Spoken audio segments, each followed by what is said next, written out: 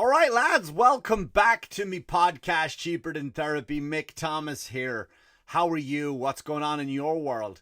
Change the background there for those of you who are watching it on YouTube. Very bad decision. I don't know why I went with this color. I guess it looked a lot better when I was shopping for it, but now I'm thinking I got brown hair, brown backdrop.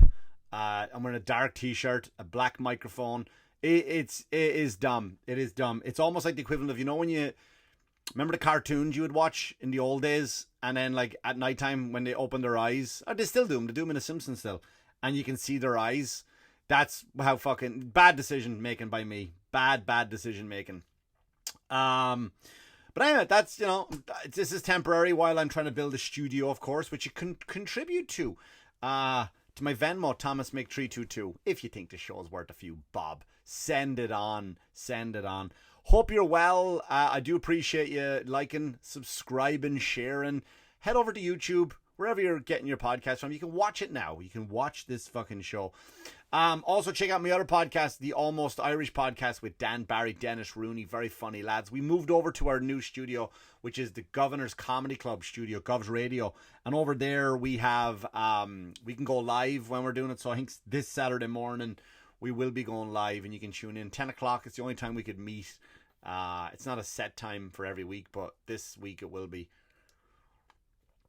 This is not Poland Spring I'm drinking, by the way, if you're watching it on YouTube. This is an empty Poland Spring bottle that I poured down the sink and used Long Island, Suffolk County trash water rather than use Poland Spring, because I don't advertise on this show. So if you see me holding up the Poland Spring bottle, it's not Mick Thomas drinks Poland Spring. It's not. I buy it and I throw it down the sink, and this is, like I said, Suffolk County's finest cancer water. I think it's one grade above Flint, Michigan's water. So Aaron Brockovich should be around any minute to offer a blowjob for the water. The Andrew Cuomo episode I put up got a lot of hits, and funny enough, he's out of office now. So, I mean, I'm not saying I'm the reason that happened, but I do like to think that the thousands upon thousands of people who tuned into that episode kind of took it into their own hands. And, you know, I'm not saying I'm the reason Andrew Cuomo's gone, but thank fucking God he's gone. But, you know what? Better the devil you know. I don't know who we're going to get now. Someone said it's a woman. We'll see who we get. Again, I'm not going to talk politics on this show whatsoever. I'm getting rid of social media, all of it, except Instagram, Mick Thomas Comedy. It's all gone. I'm done with it. I can't do it anymore. And I'm inspired by my co-host of the Almost Irish podcast, Dennis Rooney, who has just given up, gone cold turkey. And I know some of you out there thinking, like, how can you do that? How can you? I mean, I'm full up on the friends on Facebook anyway. I don't have that many followers on Twitter. I don't request tits on Snapchat. I think I'm done with all of it. You know, I'm gonna keep Instagram for the sake of producing shows. So find me there at Mick Thomas Comedy. I kind of want to go back to a flip phone. You know, I went to see what did I see the other day? The movie Stillwater with Matt Damon. You know, the other guy who I talked about last week. And, you know, I just like I like ending the phone call with a flip phone. It looks fucking cool, right? You just go click, done. Hang up the phone. That's it. No more talking, no more bullshit. Just, you know, yeah, all right, I'll talk to you later. Click. And it just looks cool. It sounds cool. It's a great way to end a call. You can text on those phones. And do I need an email at 2:00 in the afternoon? I don't give a shit. I can check or if I'm out doing shows at night times, I'll set a set time during the day and check my emails there. And fucking, I'm not saying I'm going to get a flip phone, but I kind of wish I did have one. They just, like, remember you watched like The Sopranos, whatever. I mean, and Ray Donovan, they're two shows in particular that they never said goodbye. They never said goodbye on those shows. They just finish a conversation. They say what they want to say. And like, that's a fucking cool way to end a conversation, right? There's no like, bye, see you. No, what? No, I'll be back. Yeah, all right, bye. But that's an Irish thing. Bye. You say 100 times, and then you hang up. Tony Soprano, Ray Donovan would always be like, get that shit done, get it taken care of. Click, fucking sexy. It looks good. You can't do that with an iPhone or a Samsung or a Motorola, you can't go like, I don't give a shit what it takes. Get it fucking done. All right, bye. And you gotta find a button. You gotta hit that one and you gotta lock the side of it so you don't, oh, I got a fucking text message. I got a special offer for Viagra on my email at AOL. Who the fuck uses AOL anymore? Right, that's what it's like to hang up on a fucking smartphone. So I don't use it anymore. I want to go back to a flip phone. Again, I'm not going to go back to a flip phone. I would just I like the idea of it. Do you know what I mean? Because I've always wanted to get off social media, and this is kind of what put the nail in the coffin, really, was I follow people on Twitter, and I don't care about them, really. You know, I don't care what comedians are, because no one tweets something funny enough to make me laugh. Do you know what I mean? Like, so I think we do it to be, especially comics, we do it to kiss ass. You know what I mean? We do it so we can like follow a famous person, and then when we meet them in a comedy club, they go, "Oh yeah, you're on Twitter." Like, we do it for the wrong reasons, and like, no one's a good follow on Twitter. Nobody is. It's all shit, isn't it? Really, like, it's.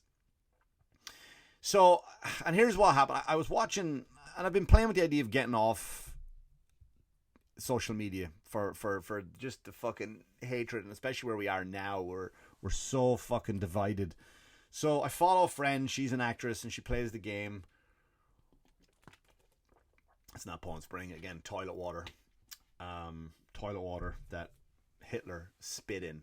Still better than Poland Spring.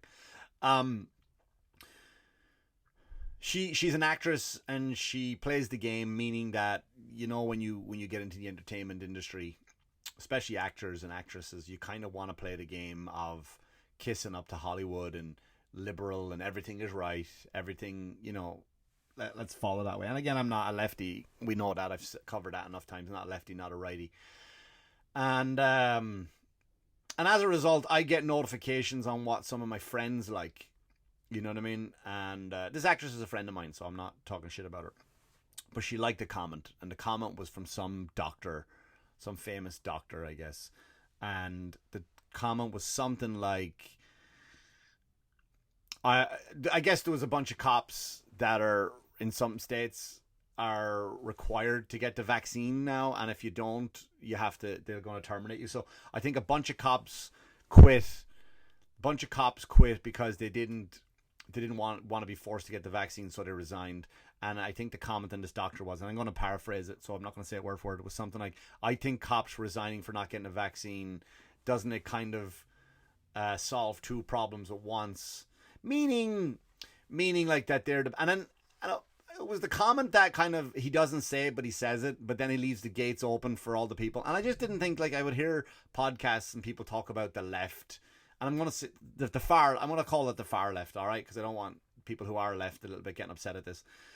And he would say stuff like, you know, you would listen to these podcasts and they're calling this and like, but I don't see them. Where are they? Where are these people? Like, yeah, I get attacked sometimes for a joke here and there.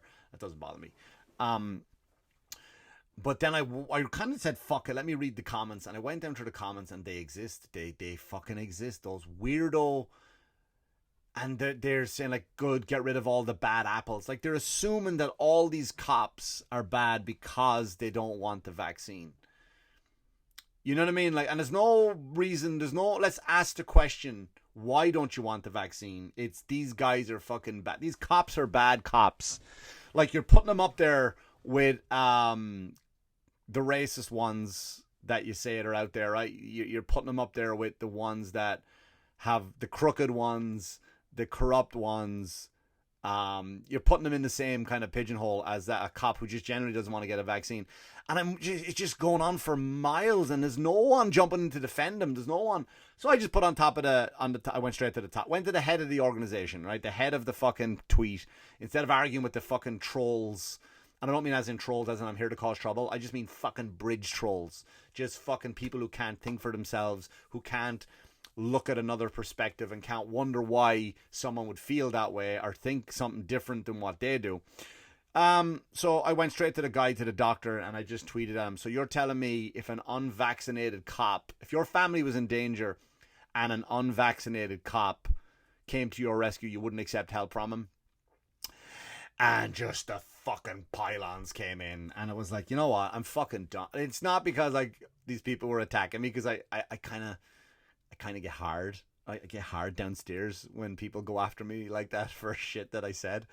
A lot of times I joke, a lot of times I'm serious. This one I was 100% serious, but I get hard right in the man section, in the toxic masculinity area, when see people getting upset about stuff I've said, you know, because I don't preach hate on anything, and I know where I'm coming from, so it's hysterical to me when people get upset. Yeah. So anyway, and they're all and I just kind of said, you know what, this is the world we live in, like, and I don't want to see that. I don't want to see any of this. Like when you drive in traffic and there's a car accident over here and the traffic is backed up because of the fucking car accident, right? You have the choice to get to that that accident and head to the left and go, oh, that's what it was all about, or turn to the right, where the accident is. I don't. I just kind of I look at it from the distance while I'm stuck in traffic, and when I get to it, I fucking floor it. I don't want to see it. I want to get the fuck to my destination. So I'm the same with social media, and because I was playing with the idea of just fucking getting rid of it, just chop it off. It's all gone. Now I am officially going to do it, so I think I'm going to wait some time. I got to learn how to advertise my Instagram on my Facebook and on my Twitter and say, hey guys, this is where I'm going to be. So I'll give a bit of notice for people who want to, you know, jump on and follow me over in case they miss what I'm following, because the numbers don't reflect Instagram versus Twitter. I don't have that many followers anymore. I'm a nobody, so I don't give a shit.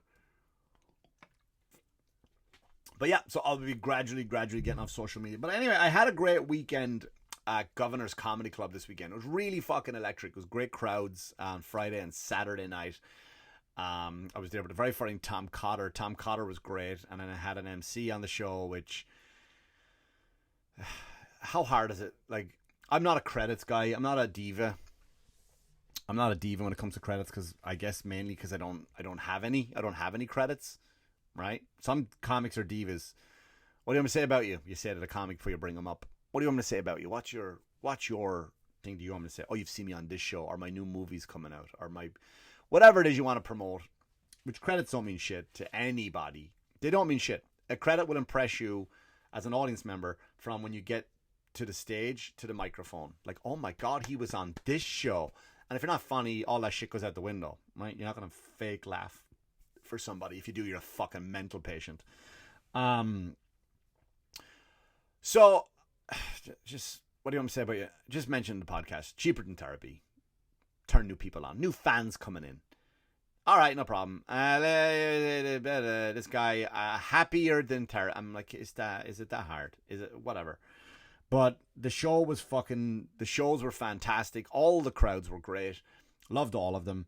And then on I think it was a Saturday night, I just finished. I didn't want to watch Tom Cotter again. I've already seen Tom, and I think he was doing the same set, running the same set. So I was like, you know what? I watched Tom the first night. I'm not going to watch him the next night. I go out, have a great time. Crowds was fantastic. The MC wanted to leave early. She wanted the show to end early so she could get some dick. True story. I'm going to on dates with my friend, so we're going to go dance. You're going to looking for dick. And she was like, can we end the show early? So I just did more time to be. I asked the audience. I said, hey, do you mind if I stay up here a few more minutes longer? And the audience were all part of it, just to piss off this one. But anyway, I went out to the bar, and this is like where I fucking got. I went out to the bar. I don't drink at all. For those of you who know me in my personal life, I don't drink. But I just wanted to go sit at the bar and whatever, have a water, have a Diet Coke, a Red Bull, whatever the fuck they serve me when I go to Governor's. And the bar is in a separate area, and you can hear the show, but you can't hear the audience. It's because the sound is piped in, and it's nice. It's a nice time. You want to sit there and you want to mind your fucking business. So I go out, go to the waitress, bartender. Hey, can I get I think he just got a water or whatever it was. And I'm sitting there just enjoying myself, taking it easy, quiet time, right? Because if you don't come down after that, after such a high energy show, the crowd was great, then you're not going to sleep.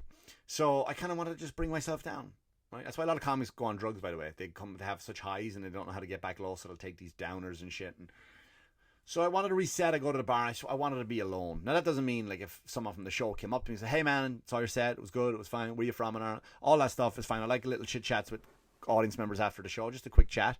Don't stay too long. Don't talk to me too long. I don't like that. I'll give you 2 minutes. Say your piece. Take a picture and fuck off.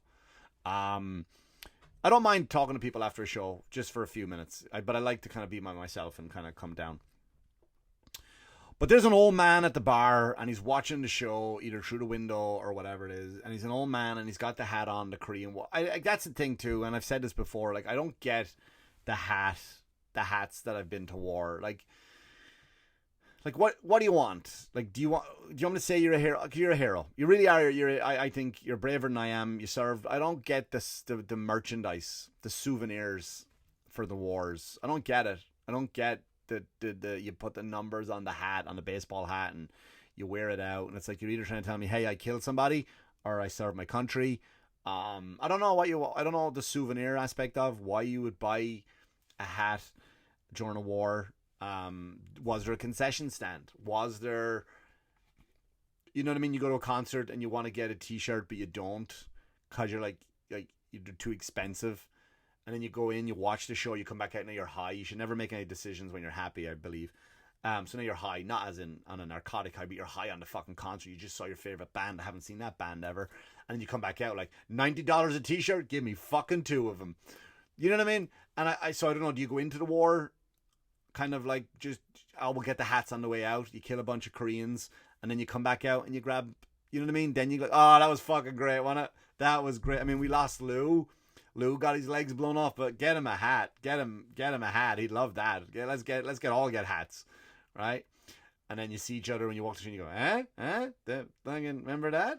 I was there. I was at that one too. I was a shit opener, but I was there. So I never got. I'm spilling water on myself. I never got the hat thing. But anyway, he comes over to me. This is not the point, but I'm not here to shit on the hat. But he came over, and he's one of those old guys that just wants to talk. Like, old people, do we need him? Do we need him? I'm asking you. I'm being sincere. Do we need old people? I think once you get to a certain age, like, isn't that movie Midsummer or something, Midsummer, where they go to this European town, and when you get to a certain age, the old people just jump off a cliff and die. Yeah, I like. Do we need him? And I'm just like this. And it's nice. I know. Oh, Mick, that's terrible. You want to talk to your Nana. We love Nana. We love Granddad. We love him. We love his. But after a while, when the things fall out, what are we going to do with him? Oh, go see him, spend time with him because they're going to be dead. Like, would you just look at a picture of him because you don't want to go there? Like, they're disgusting when they eat. They get shit all over their faces. You got to look in. Do you ever look into someone's mouth, an old person's mouth, when they're eating? Ugh. Right? Or even, like, especially an old woman, and they got, like, the lipstick. Am I pretty now? And they got the lipstick all, and it's not on right. And then you got that with mushy peas and mashed potatoes and corn and mac and cheese. And you got to look into the fucking. Do we need them? Do we need that? Like, they're not. What purpose are they serving? I'm not saying, like. I'm not saying, let's push him off a cliff like Midsummer. But, I mean, they volunteered to jump in that movie. I mean, that was kind of nice, right? It wasn't like, you can't go, oh, don't make him. They're like, no, they wanted to. They believed they were doing their part, and they felt the purpose. Because they can't, like, you can't use your organs, right? What if a 90-year-old dies? Like, I've only got one kidney. And what if a 90-year-old dies? You want a kidney? Who is it? 90-year-old man died. Well, what the fuck do I want a 90-year-old kidney for? What? You're going to make me more sick. There's no point in putting in a 90-year-old kid. So they can't give him organs. You can't.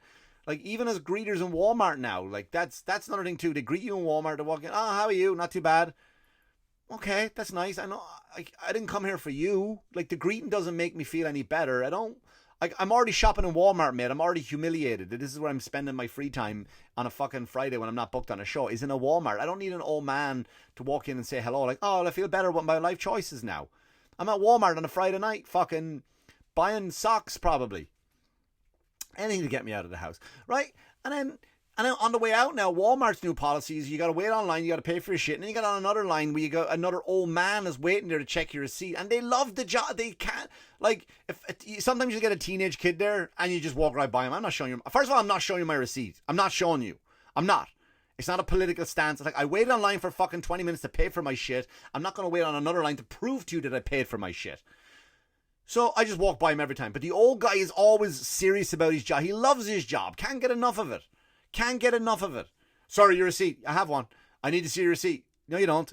Sorry, I need your receipt. It's in my pocket. Can I have it? Will you put your hands in, grab my balls then? Because that's where my receipt is. Right down the bottom of my pocket. My hands are full because I don't fucking buy a bag anymore. You put your fucking old clammy hand into my fucking pocket. One of them has a hole in it. You be the guide and you're going to go right to me nutsack. I'm not fucking doing it. I'm not doing it.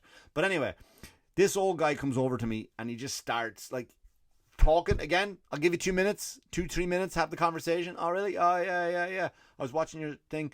I have a joke for you. Go on. That's the worst. That's the worst. And it's not even like a joke, like a man walks into a bar. They give you a joke where it's